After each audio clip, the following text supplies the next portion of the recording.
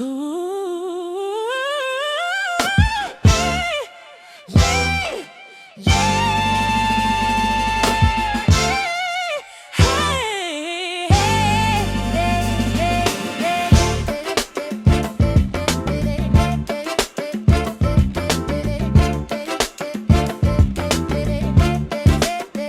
in the throat of the elder, our memory is curled. The oldest words that name the world. Not Greek, not Arab, not Roman tongue, but the mother tongue when the world was young. Medunet, your speech of the divine. Every hieroglyph a boundary line. Yet break the seal, and you will hear the same cadence tickling the inner ear. From the Dogon Plateau to the Yuba drum, the grammar waits for the initiate to come. Nominal senses, verbs unbound in the swamps of the delta. The root is found. We do not borrow, we remember the key. Kemet fossilized the tongue of the free. Speak it slow, let the vowels ascend. This language has no beginning or return with no end. Oh. Africans everywhere deserve and must have reparations. Africans everywhere deserve and must have reparations. Africans everywhere deserve and must have reparations. Africans everywhere deserve and must have reparations. Africans everywhere deserve and must have reparations, but the white man may not give any of us reparations. We may have to take what belongs to us. You sit around forever in inactivity waiting for some reparations. The story of the Wolof people begins in the classical Happy River Valley, where their ancestors originated. With every invasion of ancient Kemet by foreigners, a good chunk of its black native population emigrated to other lands of Africa, south or west of Kemet, to escape the oppression of the invaders or simply to show their distaste of the foreigners who had now become the new rulers of the great empire. Scholars have counted as many as 6 of such large migrations westwards across the Sahara alone. Thanks to the work of Professor Abubakar Musalam, head of the Faculty of History and Human Sciences of the University of Sheikh Anta Diop in Dakar, Western Sudanic oral traditions of the migrations from the Nile Valley compiled by Yoro Diao, 1847-1919, in the late 19th century were brought to light. From the 7th century BC to 6th century AD, scholars count 6 migrations from the Nile Valley westward across the Sahara. Thus, oral traditions confirm the Nile Valley origins of the peoples and cultures of the Western Sudan. Each of the migrations described by Yoro Diao was precipitated by either an invasion of the Nile Valley from outside Africa or the oppressions of the invaders' regime against indigenous customs, cultures, and peoples. The presence of AM2 haplogroup subclades such as EY22-9173 from the first dynasty of ancient KMT among the Wolof of Senegal validates the Yoro Diao tradition, as well as Dr. Sheikh Anta Diop's pluridisciplinary analysis of a Kemetic origin of the Wolof and Senegambian peoples. According to the genome-wide analysis of Dr. Choudhury et al., the Wolof cluster close to East African populations such as the Somali, the Amhara, and the Oromo. This validates the Diopian migration model that locates the origin of the Wolof in the Happy River Basin. Furthermore, the historical linguistic analysis of Sheikh Anta Diop that uncovered shared cognates between Metre Menkimi and Wolof firmly validate these connections. The first migration from the Happy River Valley might have been a result of the Assyrian invasion of ancient Kemet and the defeat of the Kushite kings of the 25th dynasty in 660 BC. The traditions of the Soninke Sarakole, founders of the Ghana Empire, 250–1070 AD, from whose ashes rose the Mali and Songhai empires at different times, assert that their remote founding ancestor was born in the region of Sona or Aswan in Upper Kemet. He brought with him two zoomorphic divinities, the serpent and the vulture, the ancient Kemetic symbols of royal dominion over Upper and Lower Kemet. The water-dwelling serpent, Bida, became the national deity of Ouagadougou, capital of the Ghana Empire. Moreover, these traditions speak of a jackal that guided the early migrations and therefore answers to the Kemetic opener of the way, the divine jackal Wepwet or Anubis. Boubacar Lam situates the departure of the Soninke ancestors from Kemet no later than 486 BC as a result of the exactions of the Persian king Darius, who reigned between 522–486 BC on the inhabitants of the Nile Valley. The foundations of the society and state that would later become the Empire of Ghana would have occurred no later than 460 BC. The Songhay Empire, the last of the three early great empires in West Africa, was said to be originally established by Kushite immigrants. They may represent a branch of the Kushites from Kemet that chose to move west after 660 BC. There are two tarikhs, Western Sudanic historical manuscripts that survive from the 17th century. One of them describes the migration of the magicians who contended against Moses c. 1230 BC westwards into the country of the later Songhai Tao, found the city of Kukiath. This would suggest Songhai Nile Valley origins dating earlier even than the 25th Kushite dynasty, 750–660 BC. The Lebu of Senegal's Atlantic coast, in and around Dakar, assert that their original homeland was Libya.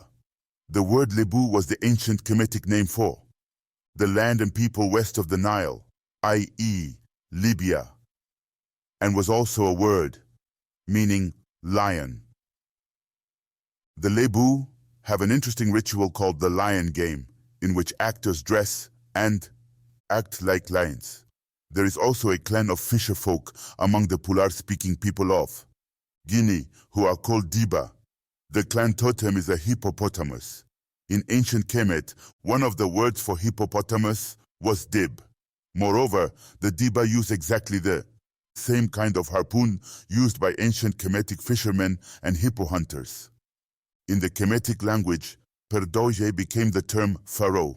In Wolof and Pole, the word Fari is a title of the king. The first pharaoh of a united Kemet was known as Mena. The first king of both the Tukulea and the Soninke was Mana, a slight corruption of Nana, the title the Akan people of modern-day Ghana and Côte d'Ivoire give to their kings. The Akans are said to be blood relatives of the Soninke, Sarakol of the old Ghana Empire, who are now spread over modern Senegal, Gambia, Mali, Mauritania, Guinea, Sierra Leone, Burkina Faso, and Guinea-Bissau.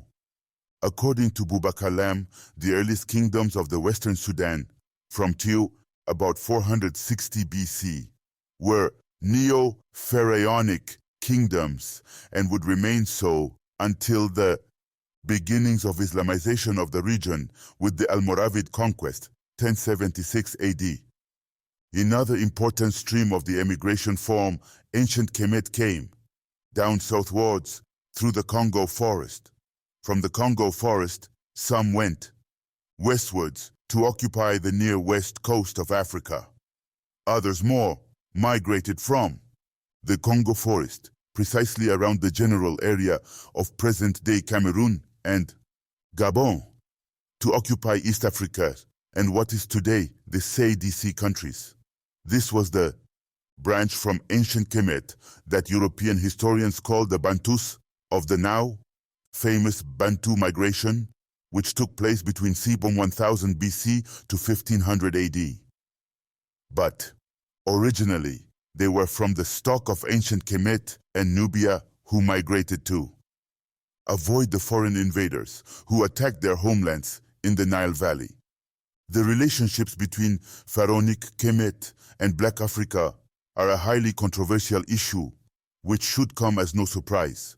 When Kemetology was born in 1822, with the Great Champollion, colonial ideology, for well-known reasons, firmly opposed the idea of an Kemet belonging to the Black African cultural universe. Scholars preferred to look towards the Tigris and Euphrates rather than the African Great Lakes to trace the origins of the pharaonic miracle. Black African civilizations themselves were systematically attributed to Hamites from Asia who supposedly wandered into the Black continent. The few dissenting voices were largely drowned out by the overwhelming clamor of a dominant majority. As colonization waned, the ideological stranglehold began to loosen, and an increasing number of voices denounced the falsification and called for a proper history for Africa. UNESCO took up this claim and decided to publish a General History of Africa, 1964. During one of the many meetings of experts aimed at finalizing the project, the 1974 Cairo meeting on the settlement of Kemet and the deciphering of Meroitic script, Kemet was finally reintegrated into its African cradle, and the Paleo-African origins of its civilization were recognized. However, the problem is only half resolved, as deep divergences persist regarding the relationships between ancient Kemet and modern Black African civilizations. For most Western specialists, migrations supposedly from the Nile Valley, which would confirm the Nilotic, even Kemetic, origins of today's Black Africans, remain doubtful given the current state of research. The most extreme even argue that those who consider such migrations are desperately searching for glorious roots or engaging in a kind of Negro Gobinism, which they are eager to denounce. As for African specialists, they believe that rejecting the existence of these migrations is simply depriving oneself of the only rational explanation for the continent's settlement and cultural unity, primarily for ideological reasons. One can only accept influences, which can even be reciprocal, between Kemet and the rest of Africa, but not yet a direct origin of modern Black African civilizations from the glorious Pharaonic civilization. This, in brief, summarizes the debate around the relationships between ancient Kemet and Black Africa. Yet, as early as the beginning of the century, a Senegalese named Yoro Diao had provided crucial insights into the question, unfortunately remaining unknown to the main protagonists. 1. Yoro Diao and his contribution. Who is Yoro Diao? He was born around 1847 in Suma, Kuma, in Wolof. It is likely that he died in the same locality on April 3, 1919. His father, Farapenda, belonged to the Wolof nobility, which allowed Yoro Diao to attend the School of Hostages. Founded by Faidherbe, governor of Senegal, from 1854 to 1861 and 1863 to 1865 in St. Louis in 1855, to ensure the obedience of indigenous chiefs. He stayed there from 1856 to 1860. Promoted to canton chief, he served in Suma and Fous. After a tumultuous career, Yoro Diao eventually received a retirement pension of 1,200 francs, 1,200 from France. It's not so much his career that interests us, but rather the fact that he belonged to the nobility of his native region and was a great admirer and faithful servant of France. It is in this triple capacity that he decided to write the history of the Wolof people for his French friends. In doing so, he also addressed the history of Senegambia. This was inevitable, given the interweaving of the peoples of the region.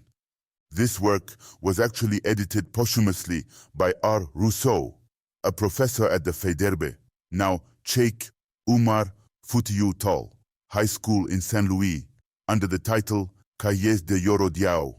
Another study by our subject, the one that interests us the most, was published by Maurice Delafosse and Henri Gaden, well before the author's death in their Chroniques du Fouta Sénégalais, where it occupies chapter 6. The works of Yoro Diao are of particular importance to research. As a member of the local nobility and a canton chief, he was well placed to be knowledgeable about oral tradition. Princely families and great court griots played a key role in preserving and transmitting tradition in all its aspects.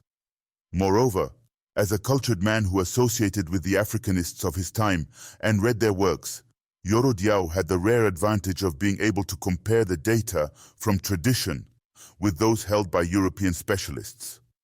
R. Rousseau, who published his Cahiers, believes he may have been influenced by colonial publications in the Moniteur du Sénégal, but above all, by works of Africanists like Bérenger Ferraud. What about the quality of the information provided by Yoro Diao? R. Rousseau's judgment, who, as mentioned, published his Cahiers, is generally favorable, except regarding those that concern the Kemetic origin of Senegambian populations. Here is what he says. Although some of his statements seem to be reminiscences and therefore can hardly be used as arguments. Here Rousseau clarifies his thoughts with a footnote. For example, what he repeatedly says about the Kemetic origin of the inhabitants of Senegal. Regarding the same question, the Kemetic origin of Senegalese populations, M. Delafosse and H. Gaden, who published his study entitled The 6 Migrations from Kemet to which Senegambia owes its settlement, were the first to specify in a note that the following account was given to Mr. Gaden by Yoro Diao, who wrote it himself. He alone is therefore responsible for the opinions and interpretations expressed therein. Only slight modifications have been made to make the text more understandable. Thus, R. Rousseau merely conformed to the implicit reservation already made by his illustrious predecessors.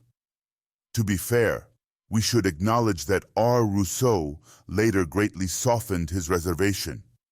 He did so in his second study on Cayor, trying to reconcile the tradition reported by Yoro Diao regarding the Kemetic origin of Senegalese populations with his own data. Is the skepticism displayed by Delafosse, Gaden, and Rousseau towards Yoro Diao's opinions on the Kemetic origins of Senegalese populations justified? We believe that Rousseau's criticism is not sufficiently founded because it is not because some of his statements seem to be reminiscences that they should be rejected and disbelieved. On the contrary, the fact that arguments are based on reminiscences, thus vague and confused elements, perhaps even from the unconscious, should have led Rousseau to be less skeptical. Indeed, Yoro Diao apparently neither underwent excessive external influences nor invented anything. Furthermore, these are far from being mere reminiscences, as we will see later. Yoro Diao provides concrete and convincing facts for those who know how to interpret them properly. As for M. Delafosse, his Au Sénégal Niger dates from 1912, and he does not totally reject the Kemetic or even Oriental origin of some Senegambian populations. His famous Judeo-Syrian thesis on the Pels is evidence of this. But what truly adds value to Yoro Diao's testimonies on the Kemetic origin of Senegalese populations is that they are based on an oral tradition that was widely spread. Given that the general opinion throughout Senegambia is that our region owes its settlement to migrations from Kemet, from which all its populations descend. In other words, Yoro Diao is merely reporting a fact that was publicly known. Therefore, he cannot be accused of being singular or mistaking his desire for reality, let alone seeking glorious origins, unless these are fantasies collectively shared by all the Senegambians of the time. Such a thing is highly unlikely. The value of Yoro Diao's thesis on the Kemetic origin of Senegalese populations also lies in the fact that it was later confirmed by another Senegalese, who, while presumably unaware of his works, nonetheless arrived at the same conclusions by largely different means. This was, of course, Cheikh Anta Diop. The problem of the objectivity and relevance of the criticisms made against him then arises with interest. some even going so far as to question the mental balance of the Senegalese scholar. But let us examine the interesting contribution of Yoro Diao.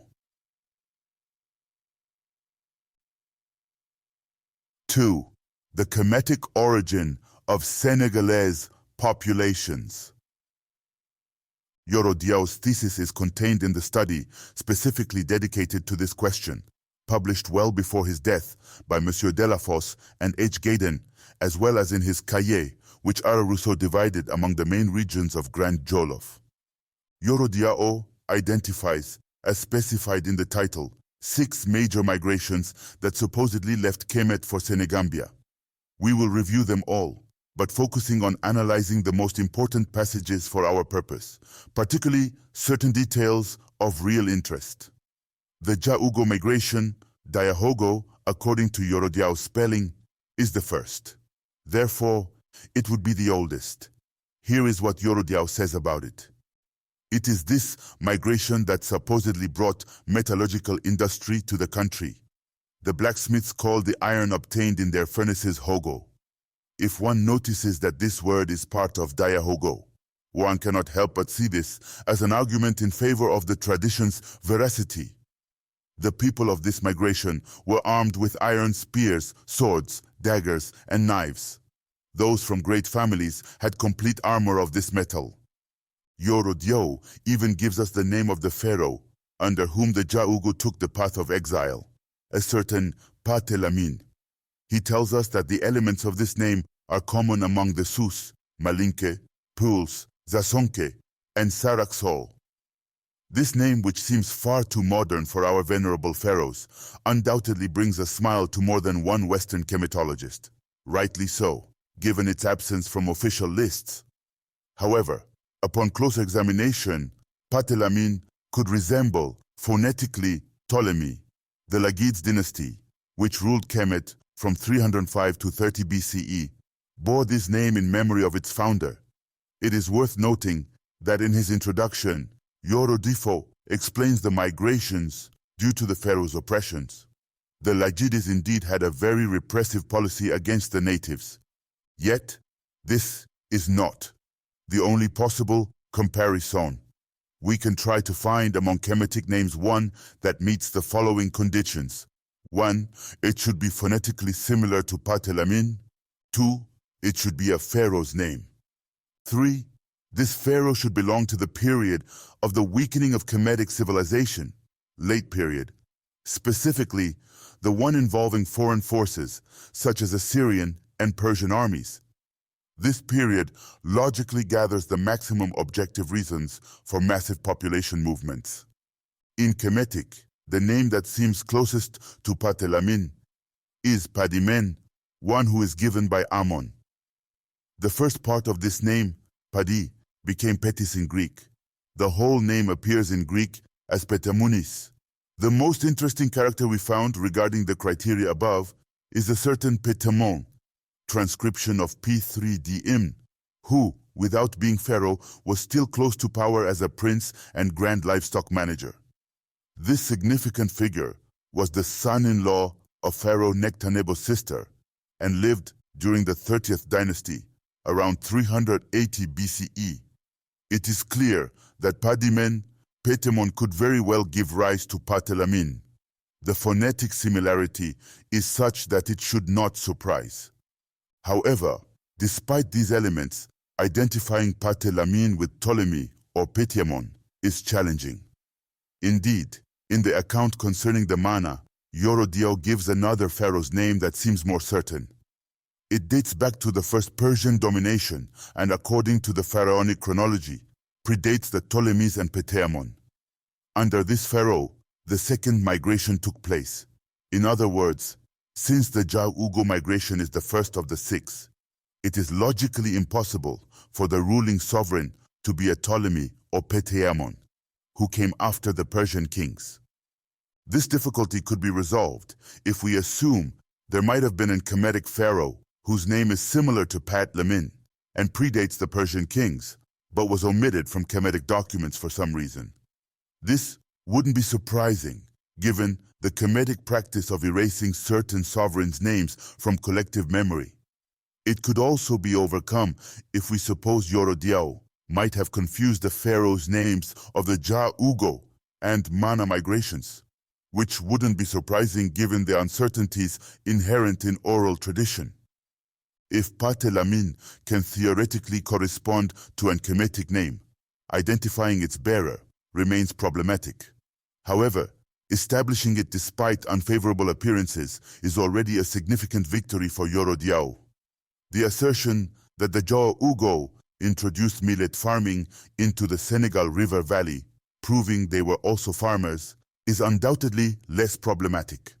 The striking similarity between ancient Kemetic farming tools and those of current valley populations can only be explained by the cultural connection between the two, located in the Nile Valley. In the same vein, the establishment of the state in the Senegal River Valley is attributed to the Ja Ugo metallurgists, who initiated the region's first dynasty. Among the Dogon, who have many similarities with the Kemetics, the civilizing hero is a blacksmith, and in Kemet, the chief metallurgist, the god Ptah, symbolically opens the list of pharaohs. We know that Ptah is both a metallurgist and creator. In Kemetic, PTH means forge and create. In West Africa, we have a similar conception of the blacksmith. Pular tag create, taf forge. Wolof tags be the origin of create, tege forge, blacksmith. Soninke, tage, blacksmith. These are all indicators that support the thesis of a Ja Ugo migration from Kemet. Now, let's consider the following migration, that of the Mana. This migration, much larger than the previous one and named after its leader Mana, came from the desert to settle on the banks of the Senegal River. Its arrival marked the decline of the Gelo. It took power and populated the vast lands of the Futa, which it found deserted, and its leaders bore the title of Fari, the true title of emperor in Wolof and Pul. The dynasty of Fari lasted more than 300 years. Sose Touré was the name of the king of Kemet, whose oppressions caused this migration. Like the Ja Ugo, the Mana came from Kemet, but Yoro Diao gives more details. We know the migration came through the desert. The leaders held the title of Fari, and the departure was caused by the oppressions of a pharaoh named Suse Touré. Let's evaluate these elements in light of what we know about Kemetic civilization and those of the Senegal River Valley. Starting with the origin Yoro Diao attributes to the Mana, nothing contradicts this assertion, which is perfectly consistent with traditional and archaeological evidence. Umar Kane's works fully confirm Yoro Diao's writings. Regarding the title Fari, which the Mana were the first to bear, we cannot confirm or refute Yoro Diao's thesis. However, he is correct in asserting it as the true title for emperor, not only among the Wolof and Pular speakers, but throughout West Africa. The term is so familiar that it is hard to determine which population transmitted it to others. Supporting Yoro Diao's assertion, we know that in Wolof, Bur denotes the king, while Bur Fari refers to the king of kings. All the region's poets begin their praise by saying, Fari Fariyo, Fari Yedaki, Yedetake, meaning say, emperor or emperor. One does not contradict an emperor. This internal element renders Yoro Diao's thesis highly credible. Fari is probably an evolution of PRA3, which originally designated the sovereign's residence in Kemetic before applying to the sovereign himself by metonymy. Knowing that Bur, king, in Wolof, likely comes from P3wa or BWva, chief, the great, in Kemetic, as Bamil, tomb in Wolof, comes from P3 Mista, pyramid, in Kemetic. The Kemetic origin of the Mana becomes a serious hypothesis. Other internal elements confirm this view. Mana evokes a common name in ancient Kemet. A notable of the New Kingdom was named Mena. Even Susture, when broken down, can be compared with Kemetic names. Perchance, an Kemetic name, could vocalize to Sus, while NWRI could under similar conditions, suggest Toure. The most relevant comparison for Sus Toure, taken as a whole, is with the names of the first two Persian dynasty kings, Cambyses and Darius. The royal names of Upper and Lower Kemet for these two rulers were Miswitira, Mesut-Rey, and Puentibutirai, Setaut-Rey. Historically, these two names fit well since Yoro Diao mentions oppressions. The Persian kings were indeed guilty of such actions, burning Amazis' mummy, desecrating temples and graves in Memphis, executing 2,000 young Kemetics, assassinating Apis, etc. Georges Poussin's study on Persian rule acknowledges that the Kemetic population went through a difficult period at the beginning of the invasion. Even Nicolas Grimal, who advocates for the Persian kings, acknowledges that the satrap Ariandes was executed by the great king's orders due to his disrespect for Kemetic customs. Grimal writes, in 490, the Greeks defeat the Persians at Marathon, forcing Darius to focus on another front. The Delta takes advantage of this and revolts in 486. Darius the Fun dies before he can intervene, and Xerxes succeeds him on the Kemetic throne. He quells the revolt and appoints his brother Achaemenes to lead the Kemetic satrapy, who tightens administration so much that Xerxes' name is later denoted in Kemetic texts with a determinative reserved for defeated enemies. These actions, these oppressions, according to Yoro Diao, leave no room for doubt. The next step is identifying the one tradition remembers as their perpetrator. Given that Suse Toure starts with an S that could have assimilated the first T of %T TRWT, it seems logical to choose Setaut-Rey, Darius. It is not unlikely that Setaut-Rey could become Suse Toure regardless of the linguistic process. These elements are crucial as they confirm the accuracy of Yoro Diao's reported tradition. Yoro Diao, not being an Kemetologist and without Kemetologists in his Senegalese environment, could only know of the Persian king's oppressions and Darius II's coronation name through oral tradition. This identification provides a significant chronological marker for migrations from the Nile. Darius's reign began in 522 BCE and Yoro Diao teaches us that this migration, like the previous ones, originated from Kemet due to the pharaoh's oppression. Here, he specifies that it was due to endless forced labor. He also informs us that the Tonjonji rulers bore the same title as the Kemetic king. Even though he seems to distinguish between Fari and Farang, it is actually, as we mentioned earlier, the same term appearing in different variations. This is one of the many proofs that all the peoples using it originally belonged to the same cultural area. To conclude with the Tonjo NG, let us note that southern Mauritania, which is part of the Great Desert, appears as the transit region for all migrations before their settlement in the Senegal River Valley. The fourth migration is that of Tourmis. It is interesting in more than one way, but here is what Yoro Diao says about it. This migration, caused like the previous ones by the demands of the Kemetic Farang, was smaller than the previous ones. It consisted of whites forming two groups of different races but closely united in all matters of common interest. Tourmis was a man of remarkable physical beauty. He belonged to the larger group, which consisted of the Peos. This migration, and that of Koli Tenguela, are the ones that led the Pale tribes into the 6 countries of Senegambia. What's new here is that this migration consisted solely of whites divided into 2 groups of different races. Yoro Diao likely meant different ethnicities. Indeed, it involved Pouls and Mandeng, as seen at the end of his account. It is curious that Yoro Diao considers the Pouls and Mandeng as whites. However, this should not be so surprising if we consider the theories of the time.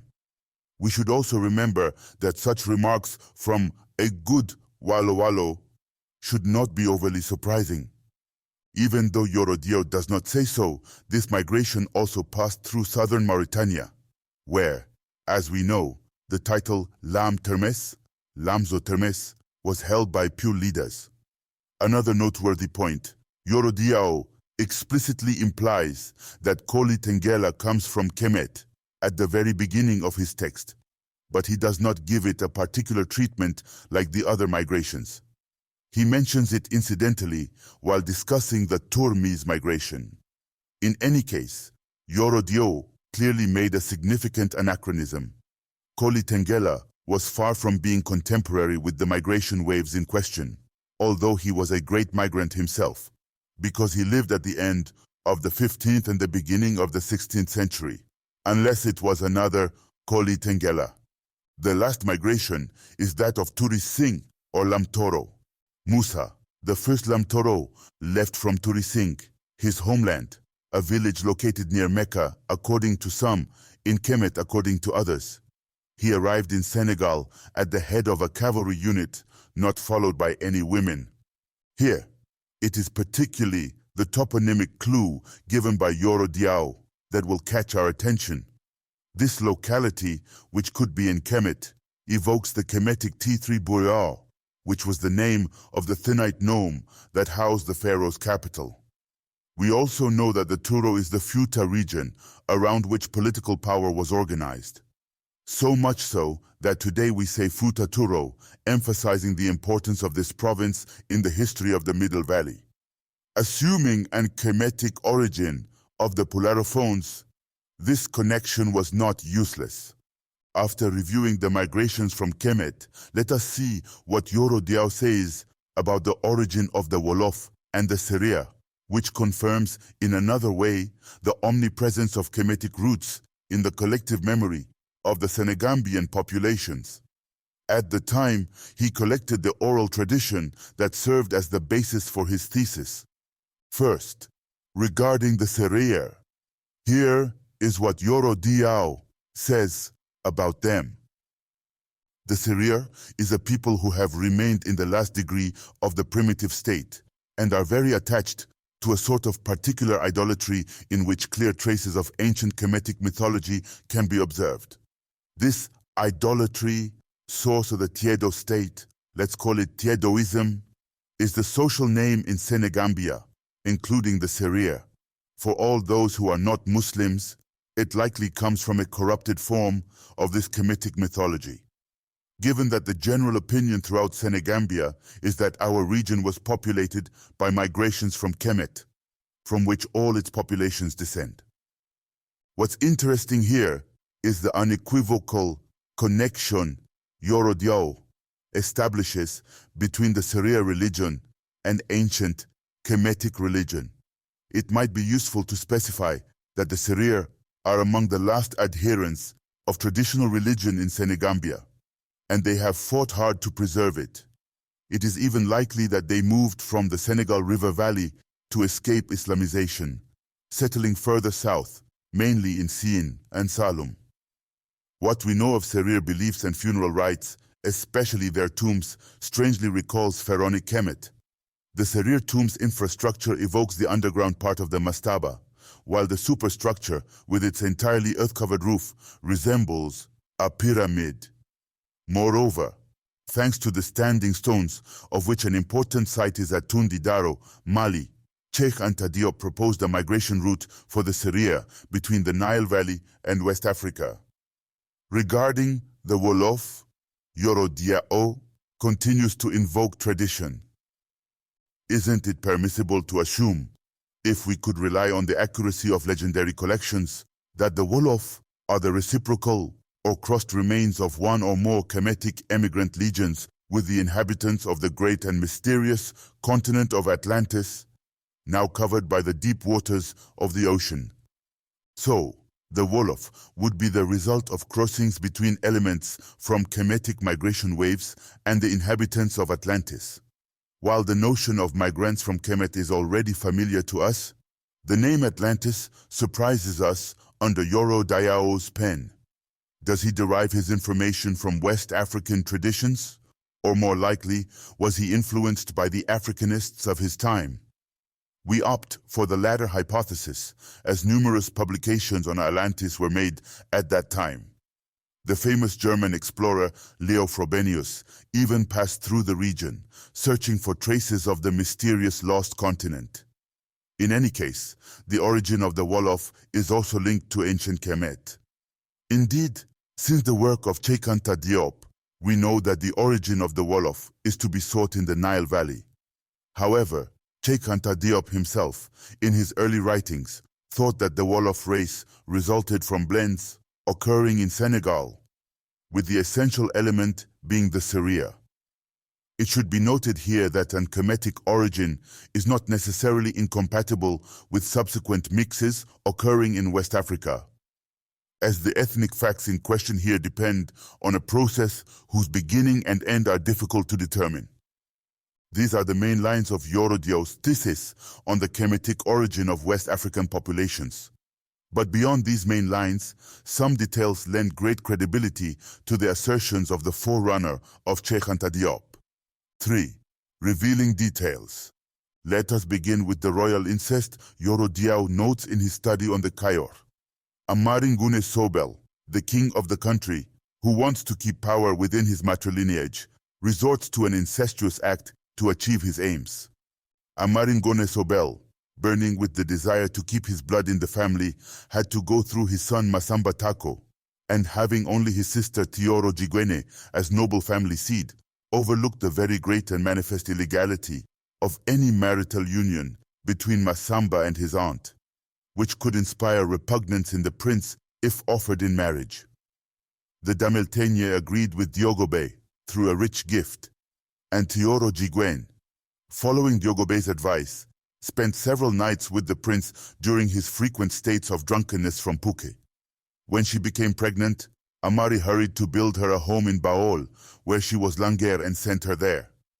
Amari Ngone hoped that by thus producing children from his Gufno in his own Ouagadougou, the titles of Damel and Tegnye would remain in his maternal family, to the detriment of his own son. It should be noted here that Kayo society was matrilineal.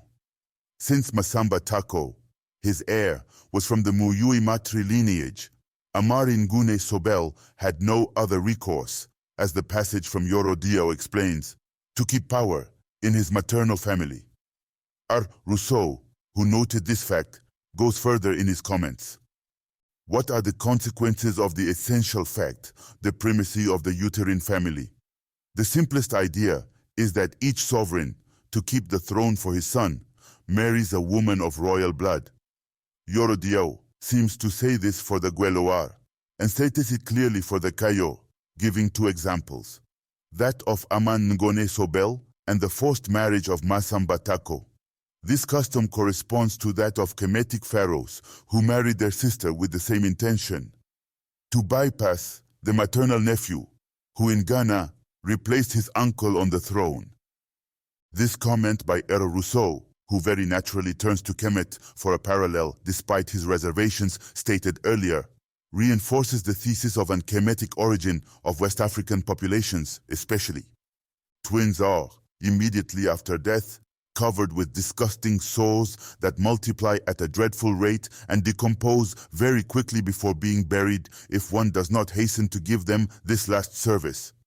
From the moment when the unusual putrescibility was noticed on the descendants of the twins, they were given the name Domi New, children of corpses, as well as several others of which the most interesting will be found below. Let's begin our commentary on this long passage from Yoro Diao with the curious parallel that the account of the origin of the Nile constitutes for the myth of Osiris. Let us briefly recall this famous Kemetic myth. Osiris, who is the eldest of Geb and Nut, inaugurates, after the gods, the reign of human kings over Kemet. But his brother Seth, jealous of him, kills him and even seems to scatter his body across the country. His wife Isis, a great magician, manages to find the different parts of the corpse, reassemble them, and momentarily revive her husband long enough to mate with him. This is how she conceives this posthumous son called Horus, who, after fierce battles against his uncle Seth, inherits his father's throne. Horus is indeed the son of a corpse and a living person, like the two twins mentioned by Yoro Diao. The difference between the latter and Horus is that, in one case, the son of the corpse occupies the top of the social pyramid, while, in the other, his counterparts are relegated to the bottom of the social ladder. Mamadou Diouf has clearly indicated the place that the twins, a boy and a girl, whose names Nule are still unknown in the tradition, occupy in Wolof society. And this degrading place is due to the fact that the Nule are considered impure. Horus, on the other hand, is the very symbol of purity.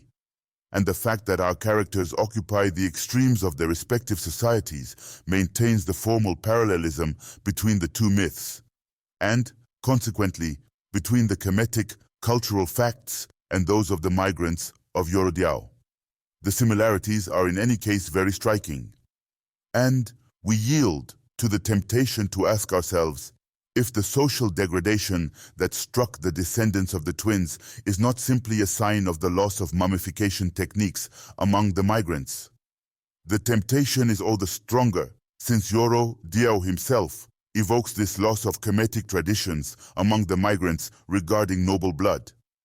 Let us end with Yoro Diao's clarification that the couple who gave birth to the twins was part of the Ja Ugo migration. This detail indeed shows, once again, that our author did not lie. Ja Ugo means Impular, master of iron. While Newell, although a Wolof term, very probably has a Pular origin since the root Nyol, in this language, indeed means to rot, rot. We said earlier that the agricultural tools of the Senegal River Valley, where the Ja Ugo introduced agriculture, were the same as those of pharaonic Kemet. We have also shown the deliberate confusion that exists, both in Kemetic and in certain West African languages, between create and forge. With this parallel of the Osiris myth, we have at least 3 proofs showing that the Kemetic origin of the Ja Ugo is not a figment of the imagination. Indeed, there is a bundle of facts internal to the story, to which, of course, others external must be added, all of which tends to prove that Yoro Diao's thesis, which, let us remember, relies on oral tradition, is authentically true. The veracity of his thesis can still be established by another detail contained in the story of the Nule. It is the toponym of Tit. Let us return to Yoro Diao's passage. There was in the Diahogo emigration leaving Kemet during its long stay in a desert place, perhaps the oasis of Tit where it settled for a very long time. A man who was gravely ill for a very long time and who died. Yoro Diao informs us that not only did the Ja Ugo migration pass through the desert, but it also had a long stay in a place in this desert. It could be the oasis of Tit where it settled for a very long time. It is important to clarify here that the doubt introduced by perhaps does not concern the passage of the Ja Ugo migration through the oasis of Tit, nor the duration of the transit at this water point, but the exact place where the event that gave birth to the Nule occurred. This means that if this toponym really exists, if it is not an invention of Yoro Diao, we have here a landmark of great importance between the Nile and Senegambia. Upon verification, there are indeed not 1 but 2 Tit toponyms in southern Algeria. The coordinates of the first, which we have determined, the determination is approximate, are as follows. First into 29th, 20, E, and 26th, 52, 39, N. As Yoro Diao speaks of an oasis, we obviously checked if there was an oasis at this place.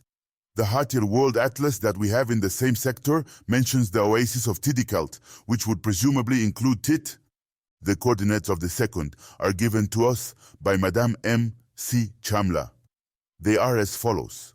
26 59 to N and 5 10 E, which, according to the 1/5000,000 scale map of Africa established by the IGN, National Geographic Institute, in 1929, places Tit in the Hogar Massif. The presence of water is more than probable here, due to the occupation of the site as evidenced by excavations and the existence of a village. Presumably, one tit gave rise to another, but which is the oldest? And is Tit Melil, very close to Casablanca, linked to our toponym? In any case, this internal fact in Yoro Diao's story, which appears in the form of an existing toponym still today, alone gives a real foundation to the migration thesis. We have here a singular fact of great importance to which, of course, must be added all those we have noted throughout this study. By doing so, we obtain a bundle of facts that exclude chance and uncertainty and force the acceptance of Yoro Diao's thesis. As we can see, Yoro Diao's contribution to this much-debated question of migrations from the Nile Valley is crucial, and he used only the oral tradition, which, at the time he wrote, was still sufficiently alive to shed light on a question that is now causing controversy. So, let's repeat, like so many others, that the preservation of oral tradition is fundamental for a sound writing of African history. But Yoro Diao's testimony also allows, and this is important, to rehabilitate Cheikh Anta Diop. At the beginning of this study, we said that he likely did not know Yoro Diao's work on the Kemetic origin of Senegambian populations. Otherwise, he would undoubtedly have cited it. Yet in none of his publications that we know of does he refer to it. Cheikh Anta, who referenced Herodotus, Diodorus of Sicily and so many others, would not have forgotten Yoro Diao. In 1973, he systematized his thesis on the Nilotic origin of Black African populations in an article titled Introduction to the Study of Migrations in Central and West Africa, Identification of the Nilotic Cradle of the Senegalese People. At the beginning of this study, he wrote, "It is about demonstrating that, at a relatively recent time, a migration originating from the shores of Lake Albert and the Nubian Hills, region inhabited by the Nuer, Shilluk, Dinka, etc., would have reached Senegal by slipping into the corridor located between the 10th and 20th parallels above the equator." And Cheikh Anta demonstrated this using linguistic but especially toponymic and anthroponymic facts. It is interesting to note that by using different means, Yoro Diao and Cheikh Anta Diop arrive at the same result. The northernmost oasis of Tit is less than 7 degrees above the 20th parallel, indicated by the Senegalese scholar as the northern limit of his passage route. The other is 2 degrees above the said limit. Yoro Diao was a faithful and convinced collaborator of the colonial system, and at the time of his disappearance, nationalism was perhaps only in its infancy. It is very difficult under these conditions to suspect him of having defended the thesis of the Kemetic origin of Senegambian populations, to take any revenge on colonialism, or rehabilitate a falsified history. Moreover, he even affirms that it was a commonplace among his contemporaries. No, we must have the courage to recognize that Mahuni, Suret Kanale, Thomas, and all the others were unjust to Cheikh Anta Diop, who only honestly followed the path of science instead of ideology, as they claimed. And the Walo Yoro Diao, his precursor, had a lot to do with it. In the meantime, let us affirm vigorously that the migrations between the Nile and Senegal, which seem to be elusive mirages, become a palpable reality with Yoro Diao's crucial contribution. The Wolof, aka Jolof or Jolof, empire was a state on the coast of West Africa, located between the Senegal and Gambia rivers, which thrived from the mid-14th to mid-16th century CE. The empire prospered on trade thanks to the two rivers providing access to the resources of the African interior and coastal traffic, commerce, which included gold, hides, ivory, and slaves, and which was often carried out with European merchants, notably the Portuguese and then the French. Following the breakup of the Wolof Empire in the 16th century CE, a smaller state persisted, the Wolof Kingdom, into the 19th century CE. The Wolof language is still widely spoken today in Senegal, Gambia, and Mauritania. The Wolof as a people inhabited, from the first millennium BCE, the area between the Senegal River in the north and the Gambia River in the south. This West African region is often called Senegambia and covers what is today Senegal, Gambia, and southern Mauritania. Language and pottery both suggest that the ancestors of the Wolof had originally migrated here from Central or Eastern Africa. They fished, grew wet rice, and herded cattle, sheep, and goats, and later pigs. They used iron for tools, pottery, and jewelry. The people of this area of West Africa also set up megalithic monuments and burial markers. Circles were formed some 8 meters, 26 edificito in diameter, using stones up to 4 meters in height.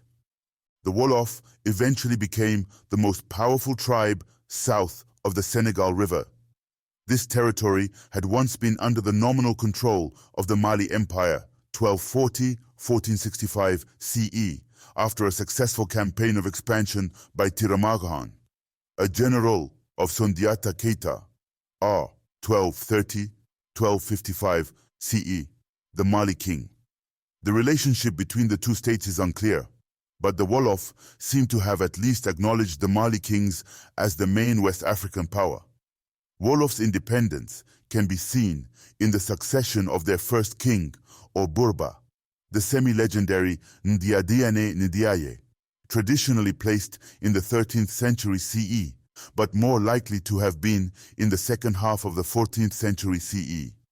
In any case, civil wars, attacks from tribes such as the Mosi people, and the shift of lucrative trade routes meant that the Mali kings slowly lost their grip on the outer regions of their empire.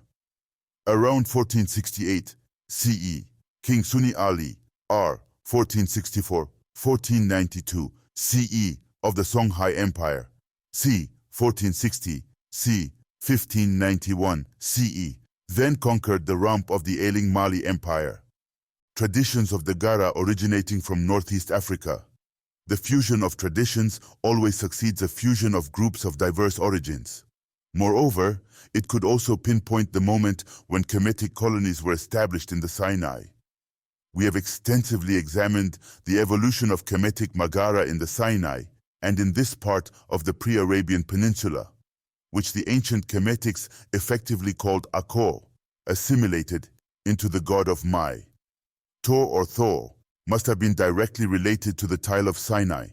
Moreover, Thor is, in Indo-European entities, a variant of the god Akor. Lawrence Talbot, known for meticulous research, teaches us that this is the peace symbol of the mythical bull, inseparable from the Nordic god, Thor, master of fire, earth, and sky P, incarnation of the seismic phenomenon which takes place all over the world with a certain degree of violence. Ultimately, one tends towards an origin of the Sinai, Thor, Tor, of the Dia Ogo of Futatoro. As their name indicates, they are incorporated into the Dia family, itself inserted into a larger whole, Gala, title of their supreme chief, or Gara. But the hypothesis of a fusion of peoples is not to be excluded. Maurice Delafosse mentions it on his side when he writes that the Dia Ogo P made an eruption in the Futa and seized command of the country without chasing away the Serers, whom they simply made their subjects. These Dia Ogo must not have been very numerous. They had to merge in part with the indigenous people P.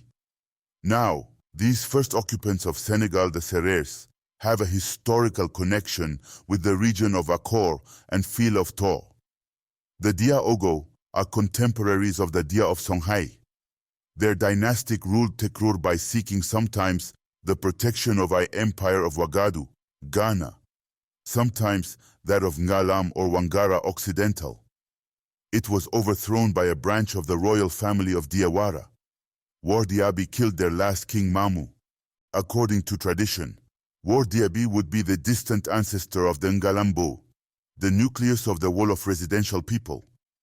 On the other hand, the Sebe, a semi-noble caste, and the Fadube claim to be directly descended from the Dia Ogo. They are currently found scattered in the Bosea, the Ngwenar towards Matam, and in the Lao, Podu, or even in the Bundu. Owners of the land, some of them exercise the hereditary functions usually reserved for the ruling caste.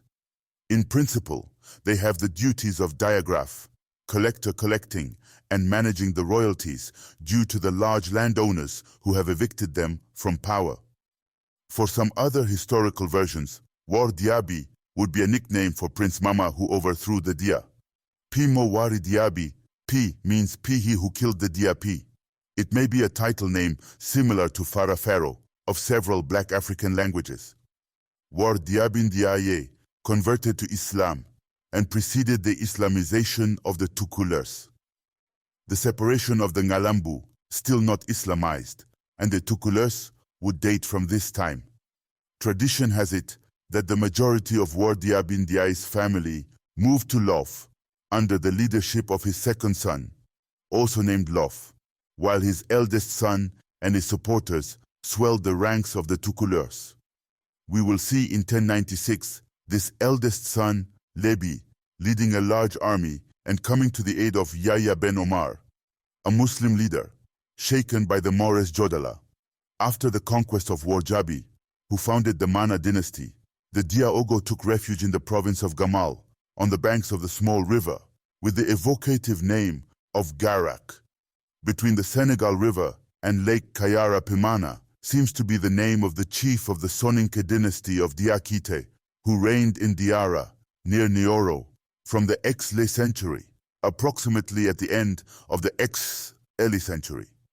Indeed, the last or penultimate of his princes, whose memory has been best preserved, says De La Fosse, bore the name Mana Makan, that is to say, in Soninke, Makan, son or descendant of Manapi.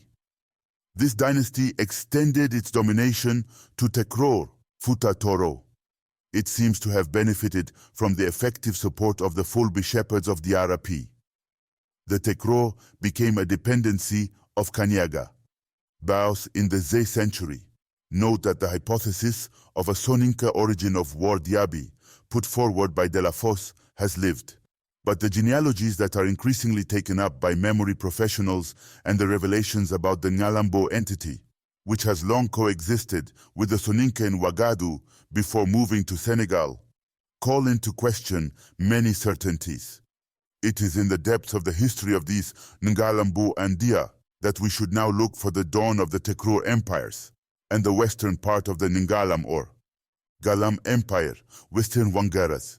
Explaining the expansion of the Dia, Bokachise speaks of Diakasubafing members of the famous Diaby family, whose branches are very numerous.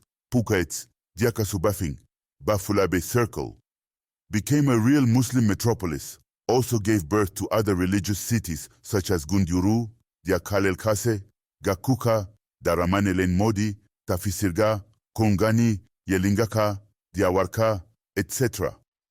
The nationals of all these cities of Gadiaga or Galam called themselves Diakanke to mark their origin well.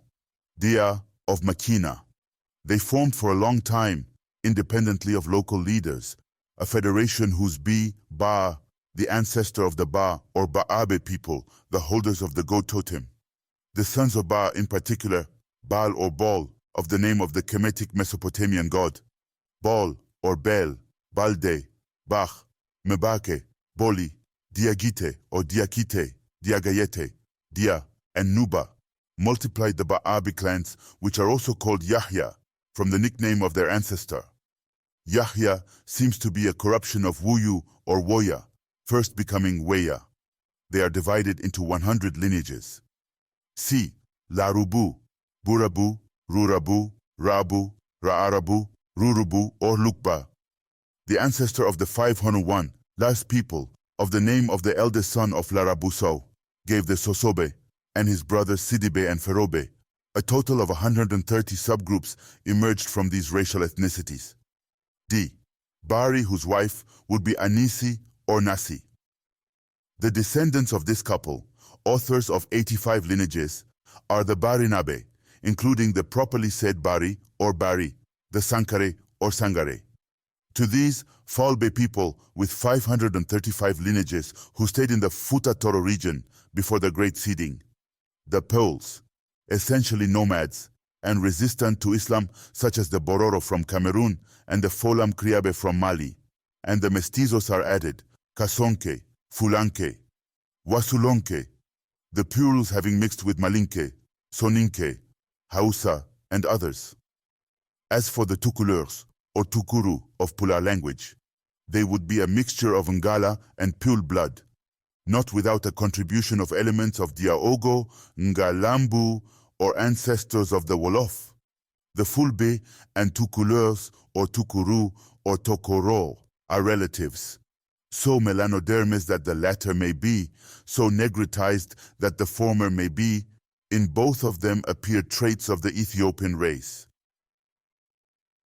However, if the kinship of the Tukuleurs and Ethiopians is clearly established, a kinship is deduced between the Folbe and Ethiopids, especially when other factors are taken into account, such as the resemblance between Bororo and Barabra, and the migration that brought back the Fulbe, in general, directly from the Ethiopids.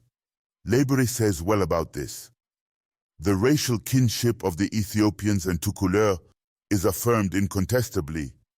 The Wolof constitute a large ethnic group inhabiting the West African country of Senegal, a former French colony, and Gambia, a former British colony. Wolof is the name by which the people refer to themselves, and it is also the name of their indigenous language. The majority of the Wolof are concentrated in northwestern Senegambia, between the Senegal and Gambia rivers, 16 degrees and 10 minutes to 13 degrees and 30 minutes north latitude. The Atlantic Ocean lies to the west, and Wolof territory extends inland to about 14 degrees 30 minutes west longitude. This entire area has a tropical climate and a fairly flat landscape, whereas the northern section has a predominantly semi-desert environment called the Sahel. To the south, a grassy savanna gradually emerges with increasing numbers of shrubs and trees. This shift in vegetation coincides with an increase in the average annual rainfall, which ranges from 38 centimeters or less in the north, to around 100 centimeters in the south. The rainy season lasts from June into October, and the rest of the year is distinctly dry, because there is very little or no surface water through most of the area. Villages generally depend on wells for all of their water needs except agriculture. The Wolof are the dominant ethnic group in Senegal, both politically and numerically. Rapid population increase since the early 1960s, in combination with the Wolofization of members of other ethnic groups, resulted in a 1996 census estimate of about 385,000 Senegalese Wolof, or 36% of Senegal's total population. The Wolof language has been classified within the northern branch of the West Atlantic subfamily of the Niger-Congo language family. The most closely related languages are Serer and Fula. The Lebu, a separate ethnic group, speak a distinct Wolof dialect. Although French remains the official language of Senegal, Wolof has become the de facto national vernacular. The first substantial documentary information on the Wolof dates from the travels of Cadamosto from 1455 to 1457. According to oral traditions, however, it was probably during the preceding century that the Wolof were unified into a loose political federation known as the Diolof Empire, centered in northwestern Senegal. Around the middle of the 16th century, this empire fragmented into its component parts, giving rise to the four major Wolof kingdoms of Beol, Kayor, Diolof proper, and Wallo. The subsequent history of these kingdoms is rife with political intrigue, rebellions, exploitation, and warfare, both against one another and against the Moors. European contacts did not become of major significance except for the slave trade until the 19th century. Gradually, a few commercial centers were established along the coast, the principal ones being the key slave ports of Saint Louis and Gorée. Peanut growing was introduced into Senegal around 1840, and peanuts soon became the main export. In the 1850s, primarily to protect their economic interests, the French launched their first serious attempts to conquer the Wolof kingdoms. The Wolof put up a bitter resistance, but by the end of the century, they were completely subjugated. French colonial rule lasted until the independence of Senegal in 1960. During the same period, the Wolof, who had a long and ambivalent, often hostile, involvement with Islam, became rapidly and thoroughly Islamicized. The French stimulated the development of urban centers, which became the major sources of westernization during the 20th century. The bulk of the Wolof, about 70 to 75%, are rural villages. The remainder constitute an important element in many of the larger urban centers of Senegal and in the Gambian capital of Banjul. The average size of Wolof villages tends to be quite small, with a mean population range of about 50 to 150, but up to 1,000 or 2,000 people inhabit some political centers. Most Wolof villages have one of two types of settlement plan: a village consisting of 2 or 3 separate groups of residential compounds with no central focus, or a nucleated village with the residential compounds grouped around a central plaza, where a mosque is usually located. In either type of village, compounds generally consist of square huts, traditionally round, as is still true in Gambia, with walls made of millet stalks or banko, an adobe-like material, and conical thatched roofs. In addition, there are several small cooking huts, storehouses, and animal shelters, all enclosed by a millet stalk fence. More affluent villagers may have one or more modern, multi-room, rectangular houses constructed of cement blocks with tile or corrugated tin roofs. Many Wolof villages have an attached hamlet or encampment of Fulbe, who belong to the village and herd their cattle. The subsistence economy is based on agriculture, which in turn depends on rainfall. Wide annual variations in rainfall may result in poor harvests, causing widespread hunger and deprivation. The basic subsistence crop and staple food is millet, mainly Penicetum gambicum. The main cash crop is peanuts, Arachis hypogaea. The second major foodstuff is rice, but it is not grown by most villagers and must be purchased. Manioc, cassava, is often a cash crop. The main domestic animals that serve as sources of meat are chickens, goats, and sheep. Fish, another important source of protein, is usually purchased in dried or smoked form. In each village, a few people own cattle, but these are considered more as a sort of wealth reserve than a food resource. Beef tends to be eaten only when cattle are killed for a ceremonial feast. There are agricultural cooperatives centered in the larger villages that help farmers obtain loans and agricultural machinery and coordinate the marketing of the peanut harvest to the government. In addition to agriculture, many villages engage in a wide variety of specialized crafts, among them metalworking, leatherworking, weaving, the dyeing of cloth, tailoring, pottery and basketry making, hairdressing, house building and thatching. There are two types of smiths: blacksmiths, who mostly make agricultural tools, and jewelers, who work in gold or silver. Much less weaving is done than formerly because bolts of manufactured cloth are available for purchase.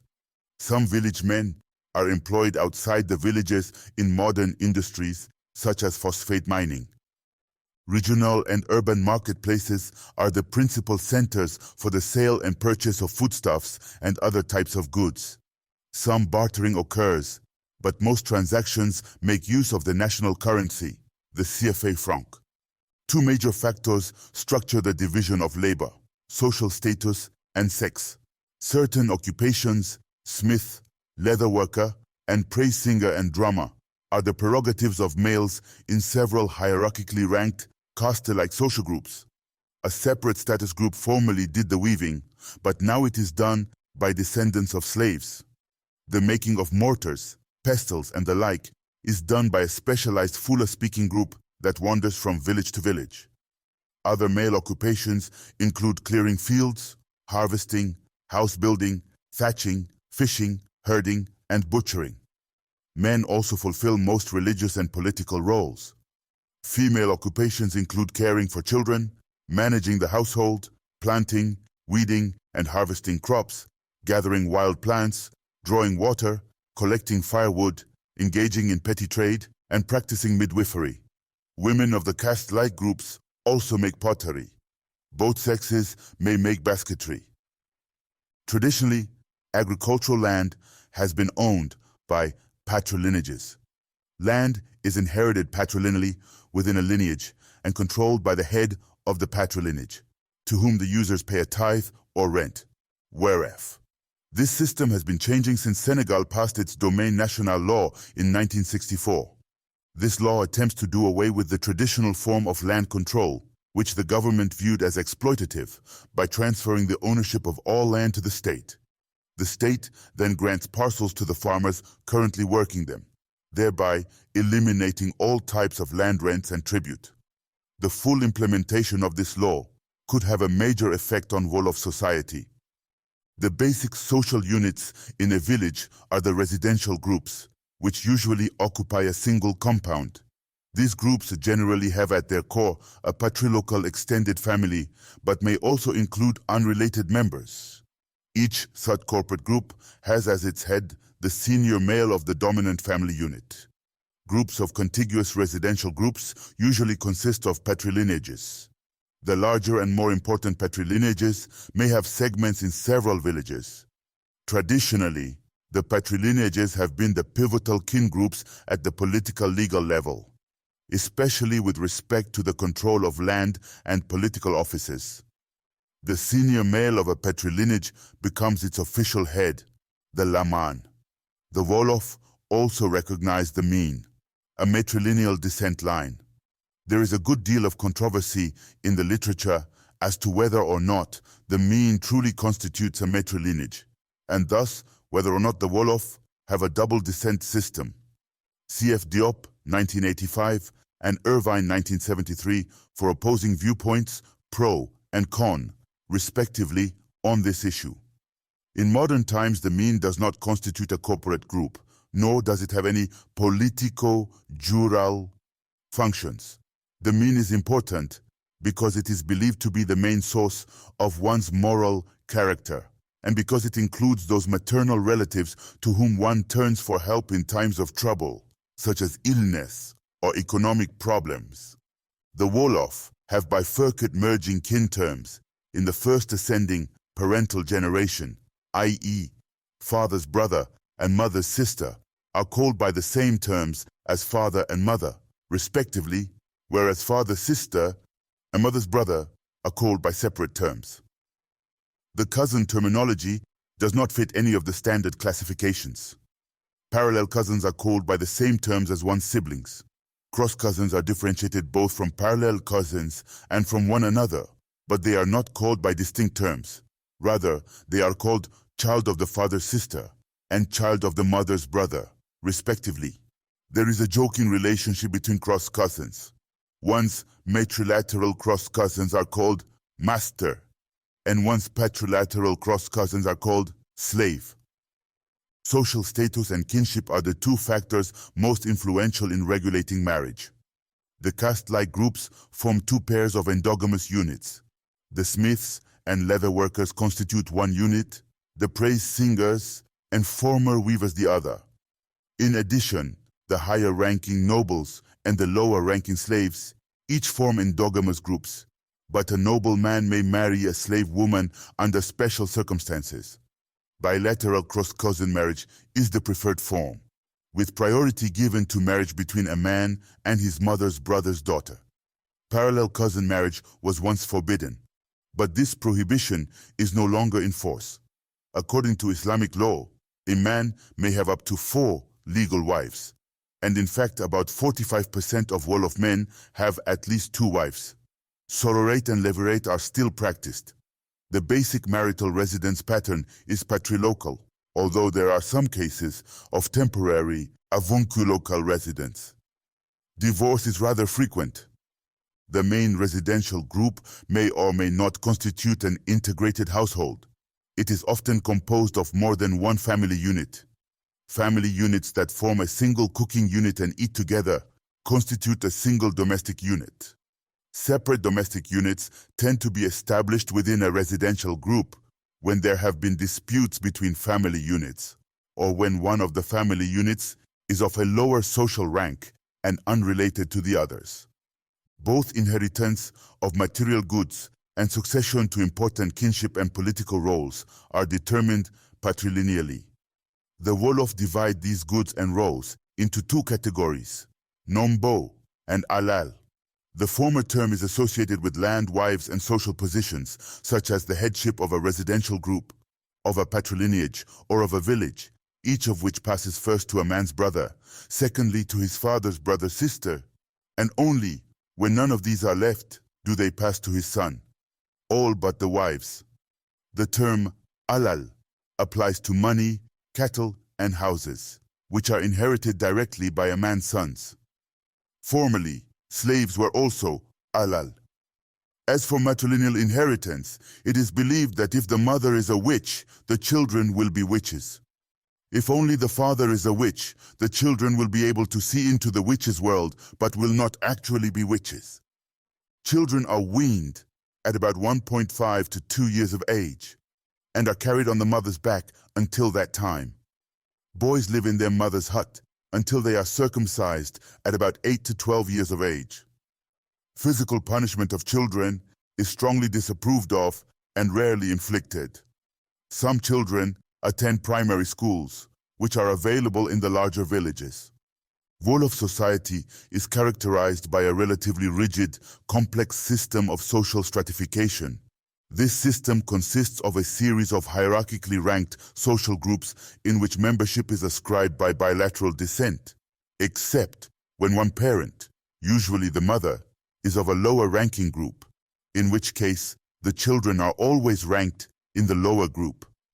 In the literature, these groups are usually called castes, or, less frequently, social classes. The application of these concepts to the Wolof data has created analytical problems rather than increasing understanding of the system. Thus, the component groups will be referred to here as status groups. These status groups are organized into three major hierarchical levels. First, there is an upper level that in pre-conquest times was divided into several status groups, including royalty and nobility.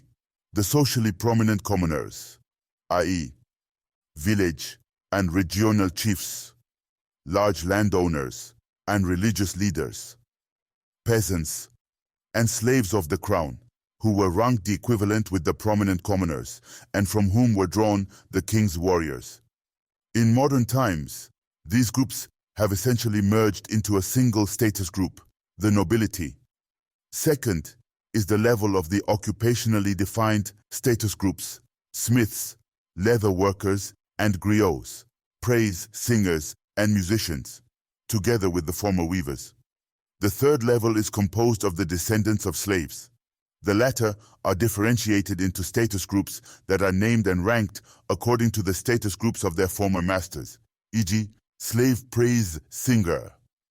This stratification system is a crucial aspect of village social life and remains significant in the urban areas.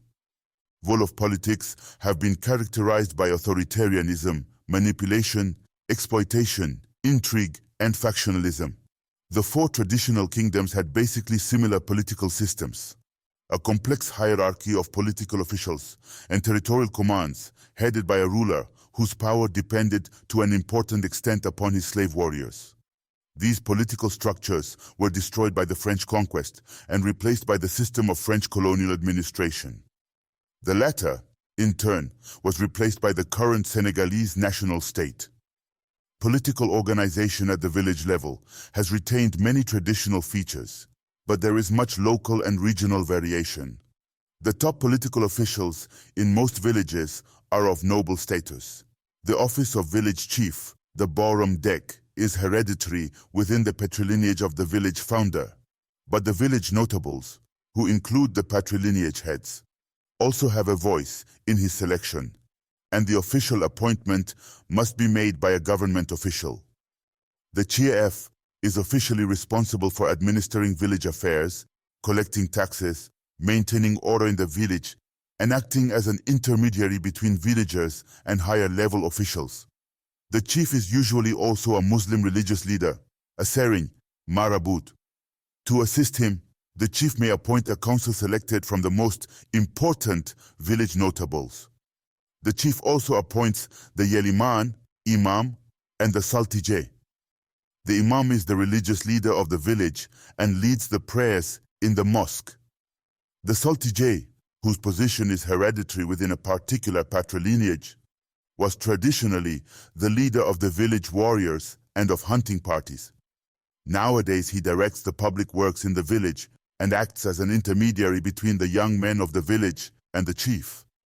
The heads of the major patrilineages are politically very influential, especially the ones who are also chefs de quartier, i.e., heads of the sectors into which some villages are divided for particular activities or situations. Finally, there are the heads of the residential compounds. The system of social control is characterized by hierarchy, reciprocity, suppression of overt hostility, and the use of intermediaries to settle disputes. Gossip and ridicule, or fear of them, are effective means of social control because of the importance of maintaining one's status and prestige. Formal controls are exercised by the courts and by political officials, especially the village chief and regional officials. People readily resort to the court to settle important differences. Muslim tribunals are headed by a Qadi, who judges cases on the basis of Malikite law or traditional customs, ADA, depending on the matter at issue. Civil courts administer a legal system derived from French law. In modern times, land, marital disputes, and political factionalism are the major sources of conflict in the villages. Physical violence rarely occurs except in the political arena. Nearly all Wolof are Muslims. They are mainly organized into two Sufi orders or brotherhoods, the Tijaniya and the Muridiya. Men become members of an order upon circumcision, whereas women become members upon marriage, joining the same order as their husbands. The main tenets of Islam are generally adhered to, but the Wolof version of Islam clearly shows an emphasis on social relations rather than on abstract theology. Along with Islam, there's continuing adherence to many traditional, i.e., pre-Islamic, magical religious beliefs and practices. This traditional system emphasizes belief in malevolent spirits, jinn, and witches, and the need to protect oneself from them. Among Muslims, the basic complementary religious roles are those of Ta'alibe, a disciple, and Marabut, Sering, a religious leader. There is a hierarchy of Marabuts ranging from those who have only an elementary knowledge of the Quran and little influence, up to the powerful heads of the orders. There is also the Muqaddam, who has authority to induct new members into an order, and the Imam, Yeliman. Within the traditional, magical religious system, there are a variety of ritual specialists, including the Jabarkat, who is a combination shaman and sorcerer, the Lugakat, who magically cures victims of snakebite, the Ndepukat, usually a female, who performs the Ndep ceremony to cure the mentally ill, and the Botalmbao, who is in charge of newly circumcised boys. The Wolof observe the major Muslim festivals, the most important for them being Korite, the feast at the end of Ramadan, and Tabaski, the feast of the sacrifice of sheep. The principal life cycle ceremonies include the naming ceremony, Ngggnte, and the circumcision ceremony for boys. It is likely that circumcision was a pre-Islamic Wolof custom, given that the key ritual specialists and practices are non-Islamic. There is a striking lack of emphasis on art. Most notably, the Wolof do not carve wooden sculptures or masks as many other West African peoples do. Dancing is performed mostly by women of the praise singer group. Several musical instruments are played, especially drums and a type of guitar called salam. Wandering actors occasionally perform in the villages at night, singing and dancing satirical skits that become more and more lewd as the night deepens. Smiths make filigree jewelry. The Wolof make use of most available medication and medical practitioners, modern, Muslim, or traditional. Nearly all Wolof wear numerous amulets that are believed to have the power to protect the wearer from illness, evil spirits, witchcraft, or other harm. The most common function of marabouts at the village level is to make these amulets, which consist of passages from the Quran written on slips of paper encased in leather packets. The shaman, Jabarkat, may also be hired to make amulets, in which case the leather casings contain pieces of magical roots or leaves. After the death of a person, the usual Muslim funeral ceremonies are followed. Burial is within a few hours, unless the death occurs at night. Formerly, members of the praise singer group were buried in hollow baobab trees so as not to contaminate the earth. Suicide is rare, and it is believed that the soul of a suicide goes straight to hell. Let's go to Karma Green, we steady on the rise. Digging truth from ancient scenes, we open blinded eyes. Rhyme sharp like pirate lines, we break the bondage tight. Kamji speaking revolution, keep the fire burning. Trumpet drums guide our stride, we march with purpose proud. No more silence, we collide, our voices thunder loud. Politics and history, we stitch them in every verse. From Pharaoh's throne to Yaoundé streets, we claim the Kamji verse.